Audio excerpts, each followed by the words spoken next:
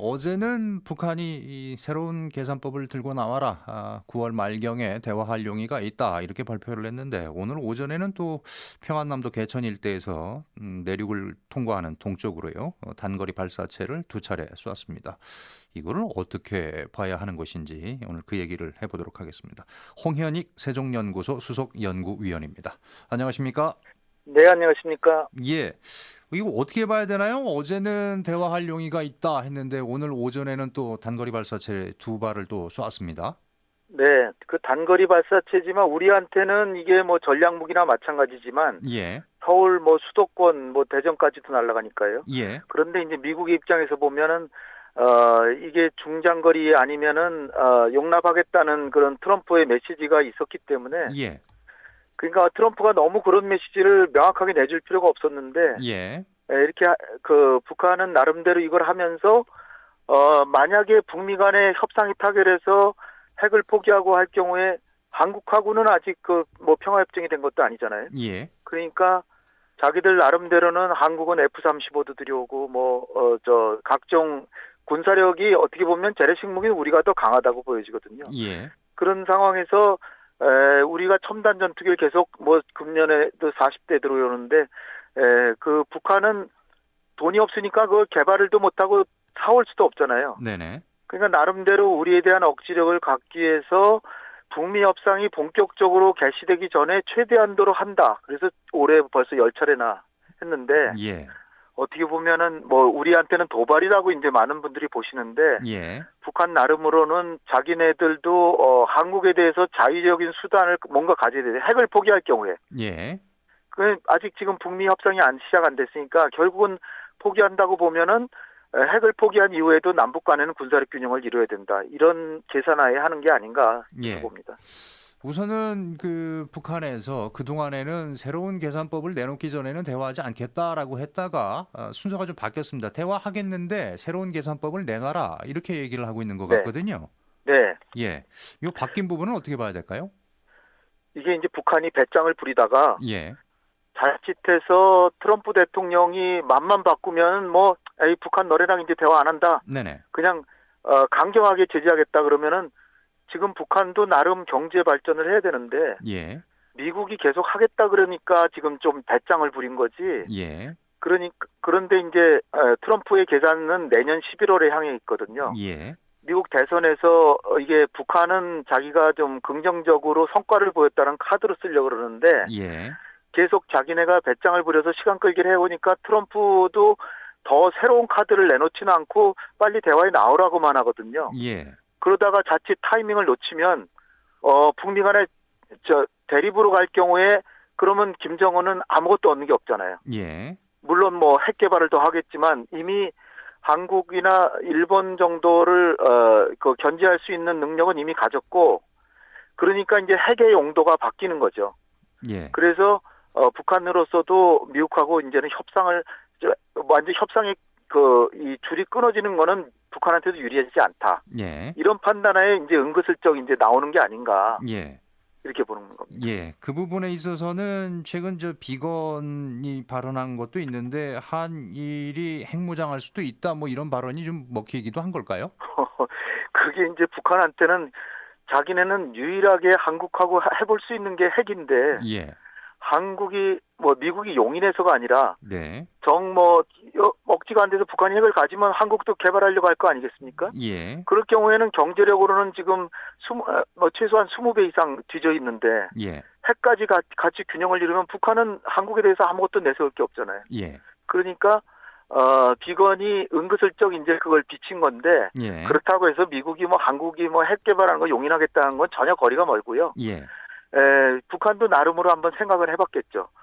지금으로서는 일본에 대해서도 자기네는 핵이 있고 자기보다 국력이 몇 배 강하지만 수십 배 강하지만 일본은 핵이 없으니까 예. 나름 좀 목소리 키워왔는데 진짜 미국이 그래 한국이나 일본도 개발해라 그러면 북한은 그야말로 좀 옹색한 처지가 되는 거죠. 예. 예.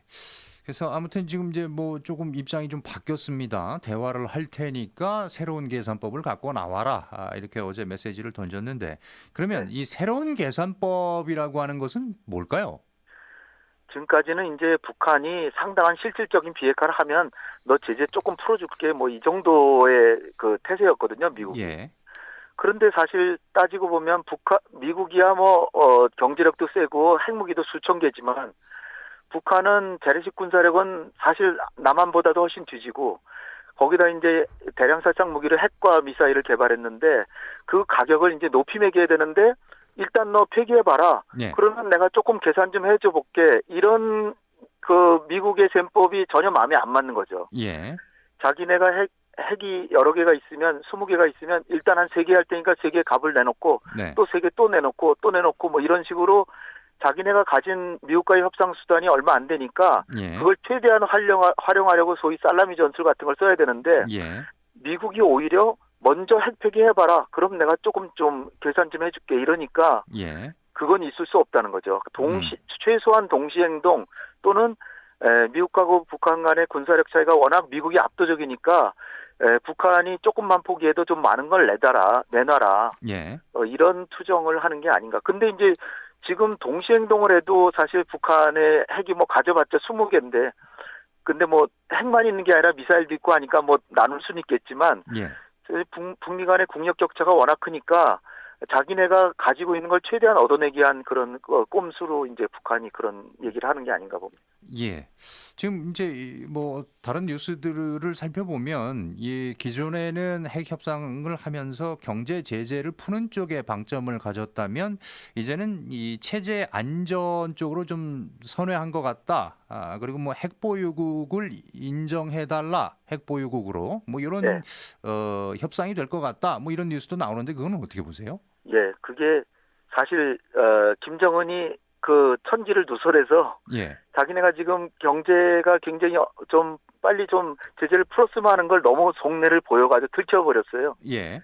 그러니까 제재를 풀려고 안달을 하다 보니까 미국이 더 기세가 높아가지고 그 제재를 요게 약이 먹히는구나 이렇게 생각하니까 오히려 전략을 바꿔서 그러면은 미국이 어려워하기 때문에 주한미군 철수라든지 한미동맹 뭐 파기라든지 이런 걸 요구하지 않았는데 예. 사실은 내가 뭐 미국한테 구걸하는 게 아니라 미국한테 경제적으로 도와달라는 게 아니라 제재만 풀어달라는 거였고 또 이 군사적인 부분은 워낙 미국이 안 들어줄 거기 때문에 제시 안 했는데 네. 그런데 미국이 그렇다면 일단 한미동맹을 깨고 왜냐하면 북중 간에도 동맹이지만 주북 중국군 같은 건 없잖아요. 예. 근데 한국엔 미군이 있잖아요. 예. 그러니까 그게 어떻게 보면 한미동맹의 약점이니까 오히려 그 문제를 해결해 주면은 나 획득할 수 있다는 쪽으로 이제 가는데 예. 제가 보기에는 그거는 핑계고 예. 그걸 또 주한미군을 완전히 철수하거나 한미동맹을 깰 수는 없잖아요. 네. 그러면은 그 얘기가 나오면 이제 또 다시 그렇다면 제재 빨리 해제해주고 또 내가 핵 조금씩 포기할 때마다 경제적 인센티브를 내놔라. 그러려고 전술상 그런 얘기를 한 것이지 예. 경제 제재를 빨리 풀고 싶지 않은 건 전혀 아니라는 거죠. 그러니까 오히려 너무 정확하게 읽혔기 때문에 그렇죠. 이제 와서 이제 성동격서처럼 네. 이 얘기 체제 안전 보장을 해라 이 얘기를 하면서 경제 제재를 얻으려고 하는 것이다. 결국은 얻으려는 건 경제 제재. 왜냐하면은 예. 미국이 결국은 주한미군 철수나 한미동맹 파기는 하지 않을 거거든요. 예. 그럼 뭔가 미국이 줘야 되는데 그러면 너 이제 진심을 알았으니까 그러면 뭐 경제 지원 제재 해제해주고 지원 좀 해줄 테니까 너 핵 포기해라 이런 식으로 얻어내려고 하는 게 아닌가 이렇게 추정이 되는 겁니다. 예. 일단은 그럼 이제 미국 반응도 좀 살펴보기는 해야 될 것 같은데요. 미국 측은 그동안에 대화하자, 우린 대화할 의향이 있다, 준비돼 있다 늘 얘기를 해왔는데 이제 북한이 응한 모습이지 않습니까? 네. 예. 그 부분에 대해서 지금 미국 측 반응은 어떤가요? 미국은 뭐 그렇지 않아도 트럼프 대통령이 지금 국내 정치에서 지금 많이 밀리고 있는데 예. 북한을 그래도 국제 정치에서 뭔가 한 건을 이뤘다라는 걸 보여줘야 되기 때문에 좀 참아왔던 거거든요. 예. 근데 이제 북한이 저렇게 나오면 일단 대화에 나오겠죠. 예. 그러나 이달 말이나 협상이 실무회담이 시작된다고 하더라도 예. 북한이 선뜻 양보적으로 나오지는 않을 거라고 봅니다. 네. 지금 북한이 나온 거는 자칫 계속 배짱 부리다가 판이 깨져가지고 미국이 강경적으로 나오면 자기들도 제재를 빨리 풀어야 되는데 네네. 그러니까 나온 것이지. 예. 그러니까 일단 나와서 협상은 해봐야 되는데 예. 제가 보기엔 그렇게 쉽게 협상이 진척되지는 않을 거예요. 왜냐하면 시간이 갈수록 트럼프는 불리해지고 김정은은 지금 북중 관계도 좋아져서 나름의 제재받는 거를 중국의 지원으로 많이 좀 보상하고 보충하고 있거든요. 예. 그래서 제가 볼 때는 북한이 나오는 거는 판을 유지하기 위해서 나오는 거지 이번에 완전히 타결하기 위해서 나오는 거라고 선뜻 생각하기는 좀 어렵다는 거죠. 그러니까 우리 너무 뜸했어. 뭐 이 결과는 나중 일이고 그래도 한 번은 좀 봐야 될 것 같아. 이런 거네요. 아니 계속 안 보다가는 판이 깨질 것 같으니까. 그러니까요. 근데 깨지는 건 예. 북한도 두려워하는 거죠. 그러니까 일단은 저 관계를 유지하기 위해서 일단 대화에 응한 것으로 보인다. 이렇게 볼 수 있겠네요. 그렇죠. 자칫 더 배짱 부리다가 판이 깨질 수도 있으니까. 예. 그러면 일단 뭐 만남의 의미가 있는 것입니까? 그러나 이제 사실은 이제 미국이 북한보다 남북한 경제력 격차가 40배고요. 예. 한국하고 미국하고 13배 되니까 거의 미국하고 북한하고 경제력 격차가 600대 1입니다. 예. 그러면은 이 북한이라고 하는 골치 아픈 존재를 해결하려면 사실은 조금만 인센티브 주면 해결할 수도 있거든요. 네.